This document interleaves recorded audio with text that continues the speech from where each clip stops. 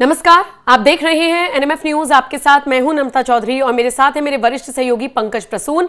आज चर्चा करेंगे महाराष्ट्र के मुख्यमंत्री देवेंद्र फडणवीस की।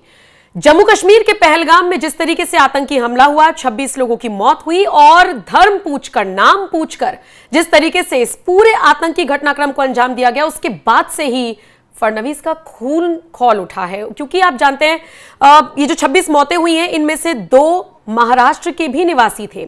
ऐसे में देवेंद्र फडणवीस ने सीधे कहा है कि मैं अधिकारियों के साथ संपर्क में हूं और साथ ही साथ इस हमले की कड़ी निंदा भी उनकी तरफ से की गई है। पंकज जी, ये बात सही है कि महाराष्ट्र के 2 लोग मारे गए हैं और मैं महाराष्ट्र का मीडिया देख रहा था, बहुत गुस्सा है वहां पे, बहुत गुस्सा। हिंदी मीडिया तो गुस्सा है ही, और उसी गुस्से को ये प्रतिबिंबित करता है जो देवेंद्र फडणवीस जी का जो बयान है। वो एक बात तो तय है कि जो भी हुआ है वो कायराना है और कोई एक आम जहनियत जो इंसानी जहनियत का आदमी नहीं कर सकता। इसके लिए बहुत वहशी होना पड़ता है। वैसे निर्दोष टूरिस्ट जिनकी कोई गलती है, जिनका ना आतंक से लेना देना है, ना कश्मीर से वो जो चल रहा है उन सब से लेना देना है, वो तो बस एंजॉय करने गए थे अपनी फैमिली के साथ। जब आप कहीं घूमने फिरने एक आम भारतीय जाते हो तो हम कितनी तैयारियां करते हैं कि कहां जाना है, किस होटल में ठहरेंगे, कहां घूमेंगे, बच्चे क्या पहनेंगे, क्या खरीदेंगे, कहां कहां घूमने जाएंगे। अगर उस वक्त इस तरह की घटना हो जाए तो समझिए कि उस परिवार पर क्या बीतता है। और बिल्कुल वो महाराष्ट्र का सिर्फ 2 परिवार नहीं, समझिए किसी के साथ हो सकता है। जो भी लोग देख रहे होंगे ये प्रोग्राम, आप भी कहीं घूमने गए, बिल्कुल कोई प्लान कर रहा होगा और जाइए, और आपकी कोई गलती नहीं। आपकी गलती क्या है? कुछ नहीं। आप तो सिर्फ थोड़े से पैसे बचाकर चाहते हैं कि कोई क्वालिटी टाइम अपने परिवार के साथ बिता सके। जो लोग मरे हैं, 26-27 लोग, जो भी ऑफिशियल आंकड़ा हो, इनकी जरा भी गलती हो तो आप बताइए, इन्होंने क्या किया और ये क्यों मारे गए? सिर्फ इसलिए कि ये हिंदू घर में जन्म लिए हैं?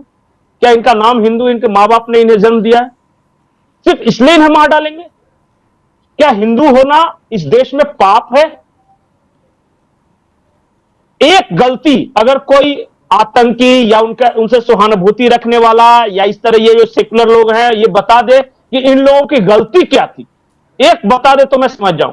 सिर्फ इसलिए कि इनका नाम हिंदू था। यही गलती थी कि उनको लगा कि कश्मीर में अब सब कुछ ठीक है, टूरिज्म आगे बढ़ रहा है, और सबसे बड़ी गलती तो वो हिंदू थे ना पंकज जी, जो कलमा नहीं पढ़ पाए उनको मार दिया।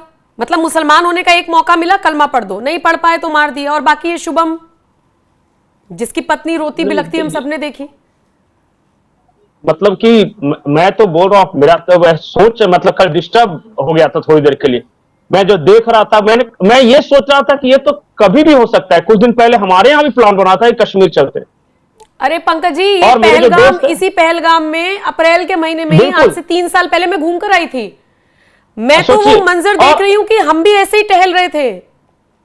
मतलब और हम किसी के साथ हो सकता है, आप में से किसी के साथ। एक बात मत ये मानिए कि सिर्फ कश्मीर में हो रहा है।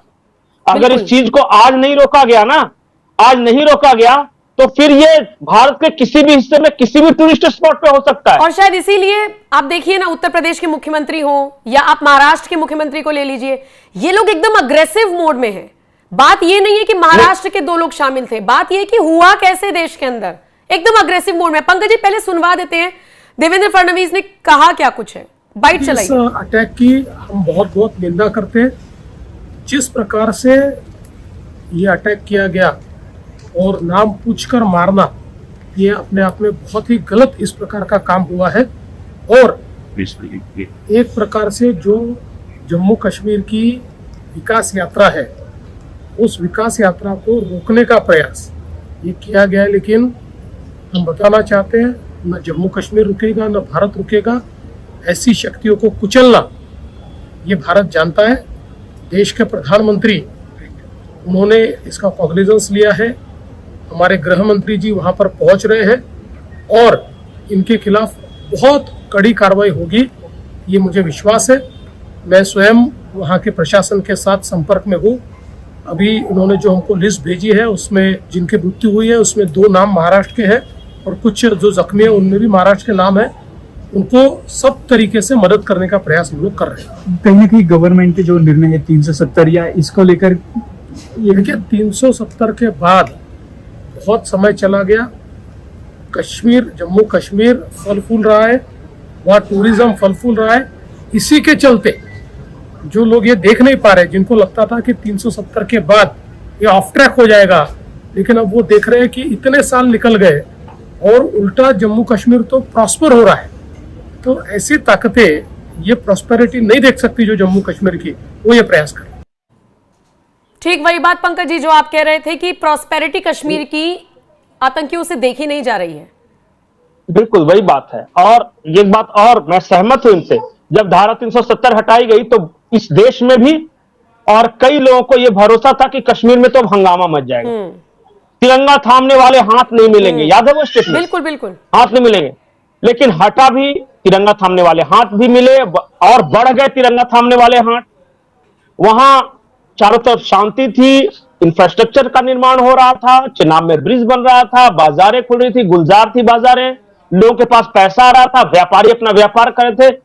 निश्चित तौर पे ये बातें बहुत सारे लोगों को कचोट रही थी और अपने देश के अंदर भी बहुत सारे लोग इस बात से दुखी थे कि धारा 370 हट गया। हमने 30-40 साल से इतना बड़ा वितंडा बनाया था, एक जाल बुना था धारा 370 के इर्द गिर्द, और ऐसे हटा दिया जैसे कल से म्युनिसिपैलिटी बक्सा टाटा गैस से कचरे का डब्बा यहां नहीं वहां रखा जाएगा, उस तरह हटा दिया और कुछ हुआ नहीं। तो ये तो इनके पूरे नैरेटिव का फेल्योर था ना, वो मौके की तलाश में थे। और मैं आपको आज पूरी जिम्मेदारी के साथ ये बता रहा हूं कि देखिएगा अपने यहां बैठे हुए वो गद्दार लोग कैसे कैसे पूरे नैरेटिव को चेंज करने की कोशिश करते हैं। बिल्कुल। सबसे पहले निशाने पर होंगे सरकार, क्या करिए, सरकार का फेल्योर है। अरे हर शहर हर गली में पत्थरबाजी हो रहा था, आज छुप के उस पे गोली बरसा के वो भाग के तो नहीं जाएंगे। और आप ये साबित करना चाहते हैं कि सरकार का फेल्योर है? देखिए वो तो प्रयास कर रहे हैं ना, ठीक है, 3 साल बाद एक सफल हुए हैं प्रयास में, लेकिन उसके बाद क्या होगा वो देखिए। दूसरी बात, कश्मीर वापस उस दौर में नहीं जाने वाला और न जाने देंगे जिसको ले जाने की कोशिश या सपने देख रहे हैं। बिल्कुल सपने देख रहे हैं, आतंकी भी देख रहे हैं, कश्मीर के कुछ मेन स्ट्रीम पार्टियां भी देख रही है और कुछ हमारे यहां बैठे गद्दार भी देख रहे हैं कि वापस कश्मीर अगर उस तरह हो तो इनकी दुकानें चलनी शुरू हो जाए। और जानते हैं पंकज जी क्यों? सिर्फ क्यों? क्योंकि सिर्फ मोदी को जवाब देना है। बस उनको इससे थोड़ी मतलब है कि देश जाए तलहंडे में, उनको तो सिर्फ यह है कि किस तरह बीजेपी हार जाता है कि उनके कलेजे को ठंडक मिल जाए। ठीक है, चलिए। आपको क्या लगता है कि जो दिल्ली में बैठकर ये कहा करते थे कि कश्मीर में हमारी आदमी रेप कर रही है, जो ये कहा करते थे कि कश्मीर में आजादी वहां के लोग चाह रहे हैं, जो ये कहा करते थे कश्मीर भारत से रहना नहीं चाहता, उनकी दुकानें बंद होगी तो वो बिल्कुल बंद हुई है। अरे पंकज जी, ऐसे कई लोग रहे हैं जो आजादी आजादी चिल्लाते थे, आज मोदी सरकार की तारीफ कर रहे हैं, कह रहे हैं 370 के बाद हमने इतना बदलाव देखा कि हमारा माइंड बदल गया। तो पहले आपका माइंड किसने बदल रखा था भाई? नहीं, और उनके कहने जब ये सब बात बोलते हैं तो कलेजे पे सांप यहां लौटता है कि हाँ यार ये क्या हो गया। चलिए ठीक है। खैर, तो पहलगाम हमला हुआ, 26 लोगों की मौत की खबर। महाराष्ट्र के मुख्यमंत्री ने न सिर्फ इस घटनाक्रम की निंदा की बल्कि कहा कि मैं अधिकारियों के साथ संपर्क में हूं, और इसी के साथ उन्होंने इस पूरे हमले की निंदा भी की है। बाकी जो भी अपडेट आएगी आप तक जरूर पहुंचाएंगे। बाकी आप इस खबर पर क्या राय रखते हैं हमें जरूर बताएं।